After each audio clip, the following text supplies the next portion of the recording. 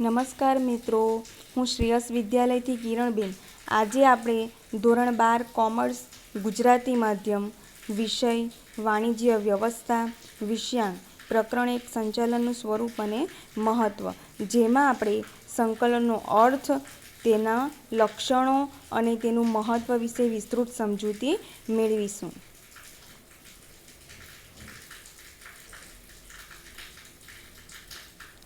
સંકલન, પ્રસ્તાવના, અર્થ, લક્ષણો અને મહત્ત્વ. તમને પ્રશ્ન પૂછાય, સંકલન એટલે શું? સંકલનનું મહત્ત્વ જણાવો.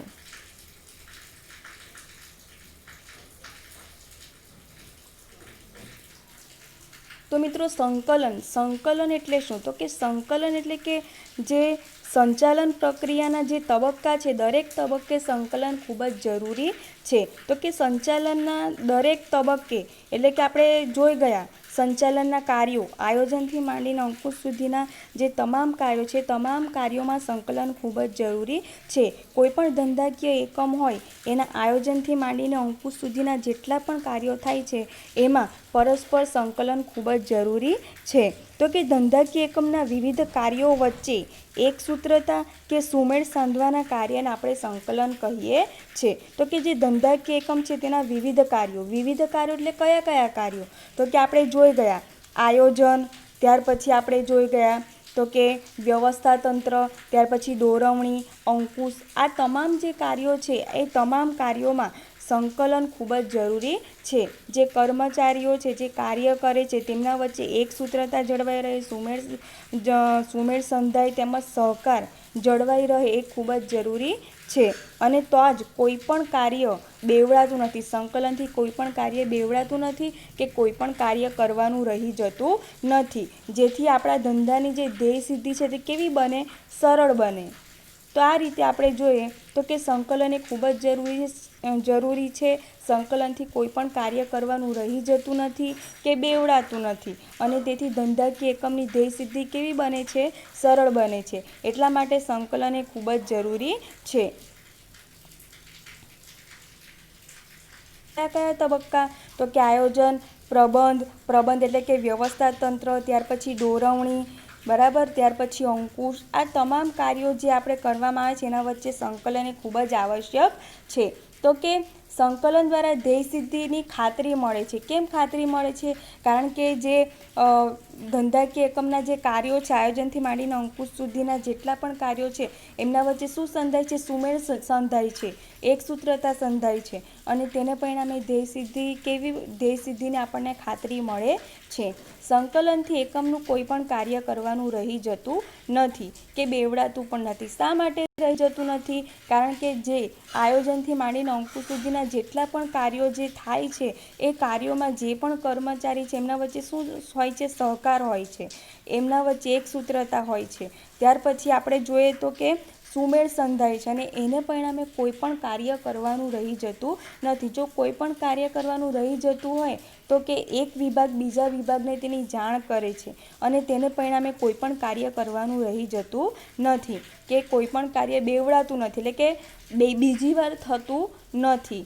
જેથી કામગીરી કેવી બને છે? સરળ બને છે. તો આ રીતે સંકલન એ ખૂબ જ જરૂરી છે. દરેક ધંધાકીય એકમમાં, દરેક કાર્યોમાં, દરેક તબક્કે સંકલન ખૂબ જ જરૂરી છે. અને તેથી જ ધંધાની જે સફળતા છે, તેનો આધાર પણ સંકલન ઉપર રહેલો છે. ત્યાર પછી અર્થ. તો કે સંકલન એટલે શું?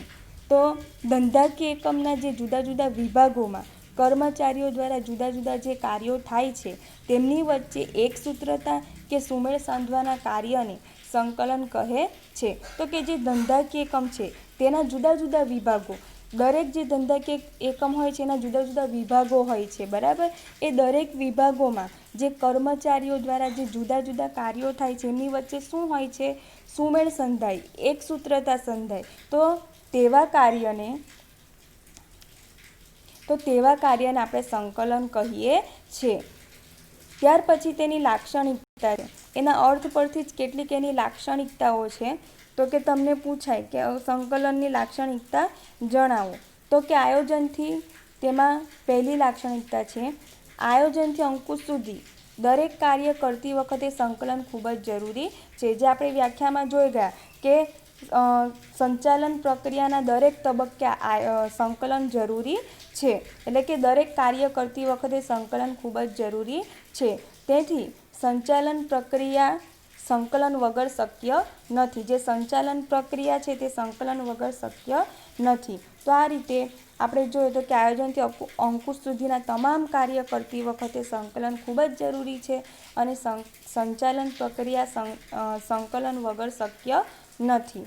ત્યાર પછી નંબર 2, સંકલન એ સંચાલનની દરેક સપાટીએ થતું કાર્ય છે. સંકલન ક્યાં? સંચાલનની દરેક સપાટીએ થાય છે. દરેક સપાટી એટલે કઈ કઈ સપાટી આપણે જોઈ ગયેલા? ઉચ્ચ સપાટી, મધ્ય સપાટી અને તળ સપાટી. આમ સંકલન એ સંચાલનની દરેક સપાટીએ થાય છે, બરાબર. ઉચ્ચ સપાટીથી લઈને નિમ્ન સપાટી સુધી દરેક સપાટીએ થતું કાર્ય એટલે સંકલન. સંકલનની સફળતા માટે નંબર 3, સંકલનની સફળતા માટે માહિતી સંચારની વ્યવસ્થા કાર્યક્ષમ હોવી જોઈએ. હવે માહિતી સંચાર એટલે શું? માહિતીની આપ-લે કરવી, બરાબર. તો કે જે માહિતીની આપ-લે જે થાય છે તે દરેક વિભાગો વચ્ચે વ્યવસ્થિત થવી જોઈએ અને તેથી જ જે આપણી એ પ્રકારની જો વ્યવસ્થા હોય તો આપણી ધ્યેય સિદ્ધિ કેવી સરળ બને છે, કાર્યક્ષમ બને છે અને તેનો આધાર જે ધંધાકીય એકમ છે તે પોતાના કાર્યમાં સફળતા પ્રાપ્ત કરે છે. તો કે આ રીતે જે ધંધાકીય એકમ છે તેના દરેક વિભાગો વચ્ચે માહિતી સંચાર જો વ્યવસ્થિત હોય તો આપણી ધંધાકીય સફળતા કે જે ધંધાની ધ્યેય સિદ્ધિ છે તેમાં આપણે સફળતા પ્રાપ્ત કરીએ છીએ. ત્યાર પછી નંબર 4, સહકાર વગર સંકલન શક્ય નથી. જે આપણે જાણીએ છીએ, તમને પણ કોઈ પણ કાર્ય સોંપવામાં આવે પરંતુ જો તમારી ટીમ વચ્ચે પરસ્પર સહકાર ન હોય તો તમે તે કાર્ય યોગ્ય રીતે પાર પાડી શકતા નથી. એ જ રીતે ધંધાકીય એકમમાં પણ જો તમારા વિભાગ વચ્ચે પરસ્પર સંકલન ન હોય તો તમે ધંધાકીય એકમ સફળતા પ્રાપ્ત કરતું નથી. તો કે સહકાર વગર સંકલન શક્ય નથી. તો કે દરેક વિભાગના જે કર્મચારીઓ છે તેમના વચ્ચે પરસ્પર સહકાર હોવો જોઈએ, સહકારની ભાવના હોવી જોઈએ. એકમની વિવિધ પ્રવૃત્તિઓ વચ્ચે સંકલન જળવાય તે માટે વિવિધ પ્રવૃત્તિઓ સાથે સંકળાયેલા દરેક કર્મચારીનો સહકાર જરૂરી છે.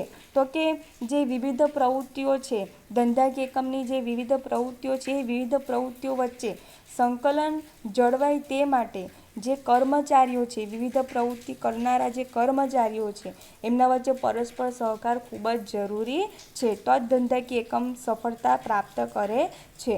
આમ સહકાર વગર સંકલન શક્ય નથી. શા માટે શક્ય નથી? તો કે જે વિવિધ પ્રવૃત્તિઓ વચ્ચે સંકલન જળવાય એ માટે જે વિવિધ પ્રવૃત્તિ કરનારા જે કર્મચારીઓ છે તેમના વચ્ચે સહકાર જળવાય તે જરૂરી છે. ચાલો ત્યાર પછી નંબર 5, ધંધાકીય એકમના સાધનોનો મહત્તમ ઉપયોગ સંકલન દ્વારા શક્ય બને છે. તો કે જે ધંધાકીય એકમના સાધનો છે એનો મહત્તમ ઉપયોગ આપણે ક્યારે કરી શકીએ?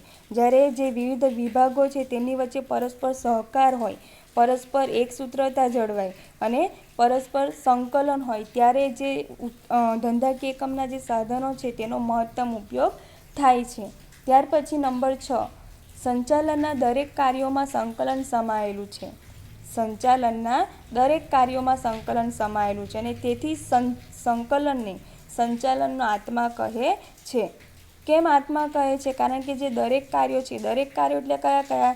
જેમ કે આપણે જોઈ ગયેલા આયોજન, પ્રબંધ એટલે કે વ્યવસ્થા તંત્ર, કર્મચારી વ્યવસ્થા. ત્યાર પછી આપણે જોયું તો કે દોરવણી અને અંકુશ. આ જે કાર્યો છે એ કાર્યોમાં સંકલન સમાયેલું છે.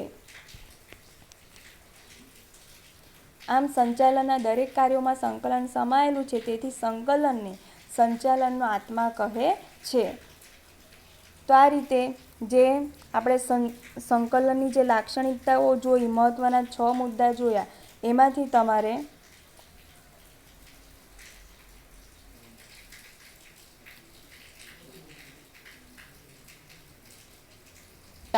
પ્રથમ આપણે મુદ્દો જોઈએ તો કે દરેક કાર્ય કરતી વખતે સંકલનની જરૂર.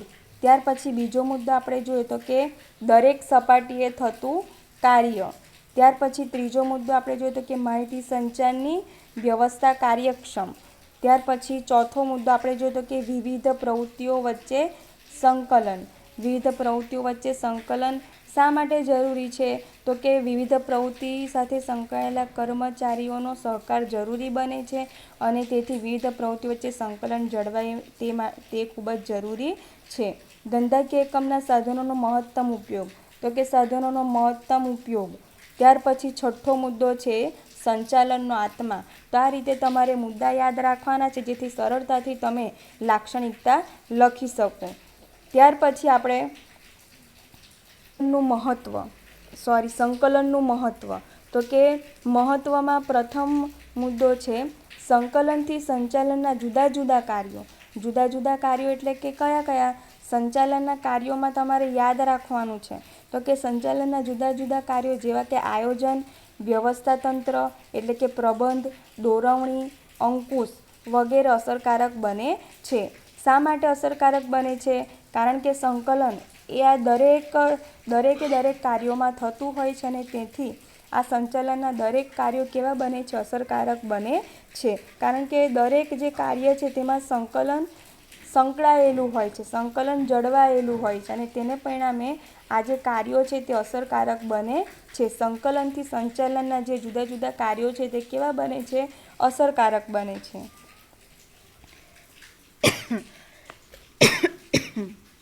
સંકલનને કારણે એકમના બધા કાર્યો સરળતાથી કરી શકાય છે. તો કે એકમના બધા જ કાર્યો, નાનાથી લઈને મોટા સુધીના તમામ કાર્યો જેમ કે આયોજન, વ્યવસ્થાતંત્ર, દોરવણી, કર્મચારી વ્યવસ્થા, અંકુશ, ભરતી, બઢતી આ તમામ કાર્યો આપણે છે તે સંકલનને કારણે સરળતાથી કરી શકાય છે.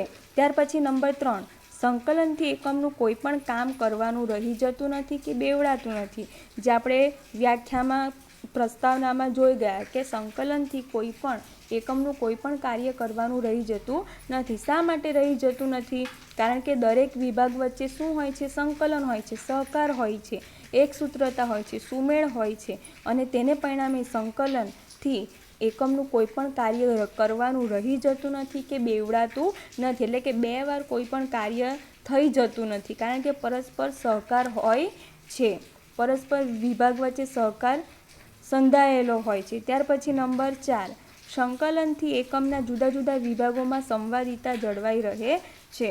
તો કે સંકલનથી એકમના જુદા જુદા વિભાગો, તો કે એકમના જુદા જુદા વિભાગો હોય, ખરીદ વિભાગ હોય, વેચાણ વિભાગ હોય, બરાબર. તો કે આ જે વિભાગો છે એ જુદા જુદા વિભાગો વચ્ચે સંવાદિતા જળવાઈ રહે છે. શા માટે?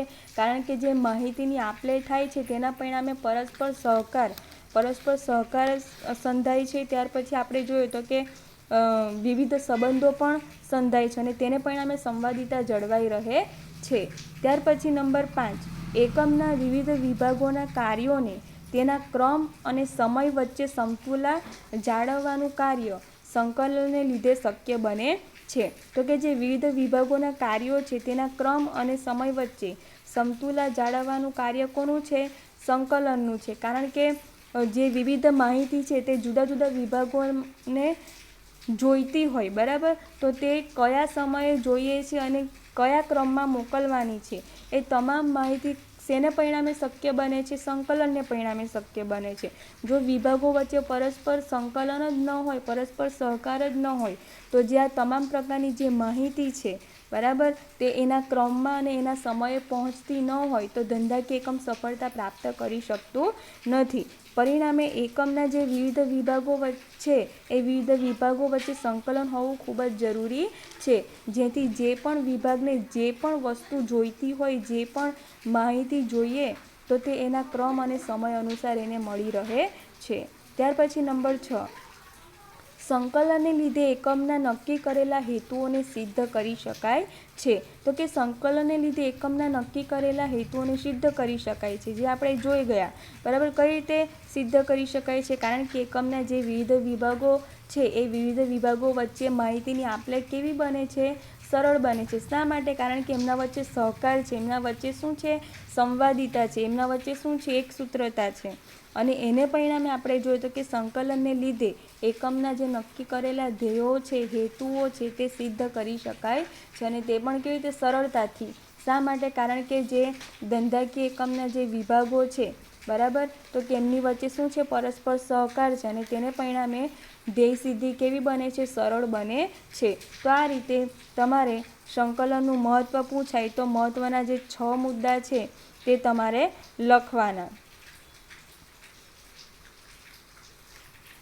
તો મિત્રો આજનું તમારું હોમવર્ક છે. પ્રશ્ન 1, સંકલનનો અર્થ આપી તેની લાક્ષણિકતા જણાવો. પ્રશ્ન 2, સંકલનનું મહત્ત્વ જણાવો.